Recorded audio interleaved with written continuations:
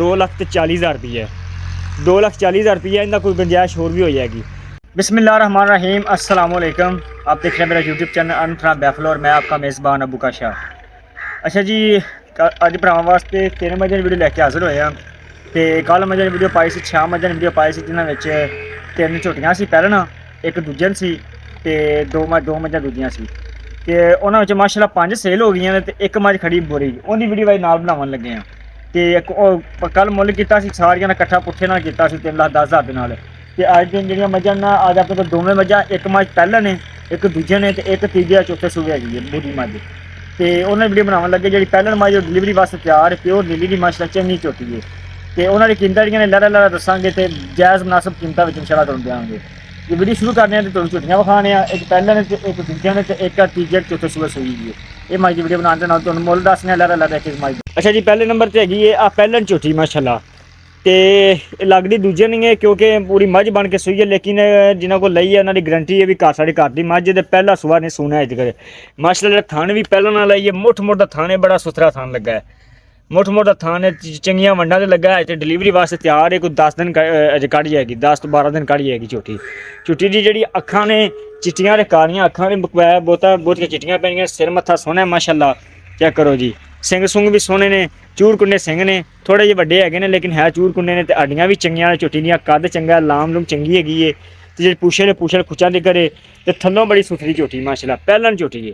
छड्डी ना फलान छोड़ के विखा, चंगा कद झोटी दा माशाल्लाह।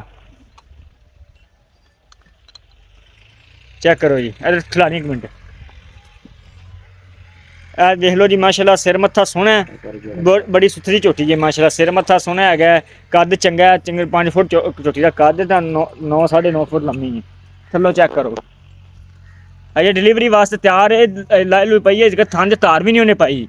तो तकरीबन 10 दिन 12 दिन 15 दिन काढ़ी है, झोटी कच्ची है अजकल। तो थल्लों चंगी माशाल्लाह बनेगी, प्योर नीली दी है जी, पैहलन पूरी मझ बन के सुनती पई है। ये ना आख्या जी भी दूजा या तीजा वारा, गारंटी नाल देंगे, पहला सुबह माशाल्लाह सुना है इस ने। थान चेक करो, मुठ मुठ का थान है माशाल्लाह, चंगियां वंडा से लगा होया।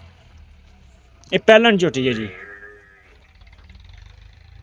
उस तो बाद जी धुनी कोड़ी चेक करो जी, धुनी वेख लो तो कोड़ी वेख लो, कोड़ी इसलिए छोटी जी है, धुनी का थोड़ा निशान है, सिर्फ लोलू जरी की पाई लोती, भी तैयार है ना इस वजह तो।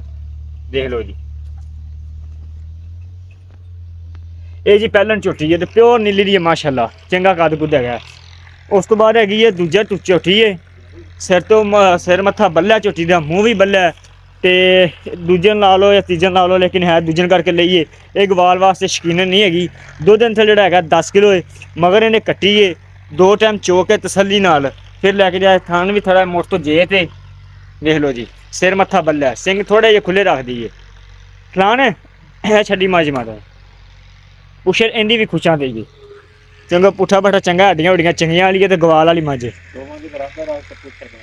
बुशल दोवां दी बराबर है। हाँ जी, इंदी भी एडी है, तो जी आ मझ दूजे ने इंदी भी एडी है, खुचा दे पुछल।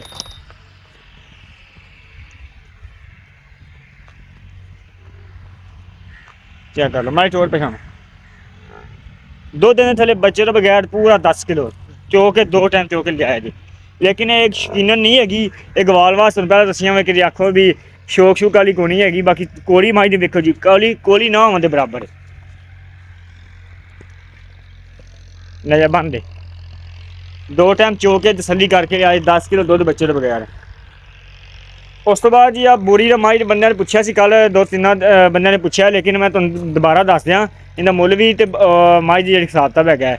मझ कुल जो बच्चे तो बगैर दुध 10 किलो है, 2 टाइम चो के ठंडा दुध 10 किलो है गवाल वाली है, शकीनन नहीं हैगी। तीजा चौथा सुबह सूई है, तो माशाल्लाह अज तक 1.5 घंटा 2 घंटे होए चोइयां नूं, 2 घंटे हो गए चोइयां नूं।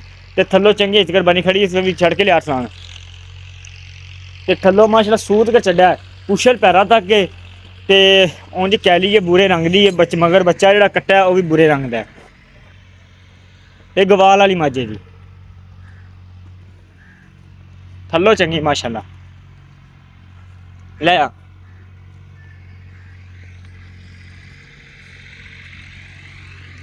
इन्हें जो एक थोड़ा जहा नुक्स है, वो तुम पहले दस देव, तो इनकी जो कीमत है वह भी तुम दस देना जी।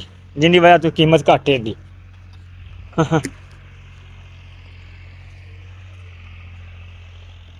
बन दे जेड़ा इंदा थान है पिछला अनबैनी वाला परली साइड का ये आ जेड़ा पिछला आ थान इंदा थान का थोड़ा जिहा जेड़ा तुंब है ना जेड़ा अगर सराख हुंदा वो थोड़ा जिहा साइड ते थान थोड़ा जिहा मरोड़ के चोवना पैंदा है।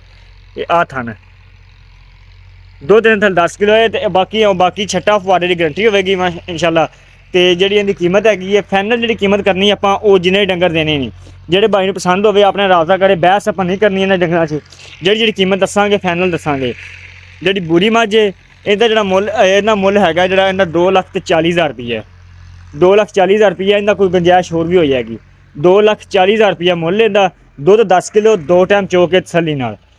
उस तो बाद जी दूजा झोटी हैगी है इनका मुल है 2,90,000 इन थले भी 10 किलो मगर इहदे बच्चा तुहानूं विखा दिंदे जी पैहलन है इनका मुल है 3.5 लाख रुपया 3.5 लाख रुपया पैहलन का दूजन का है 2,90,000 तो वह जी बुरी मझ उनका है 2,40,000।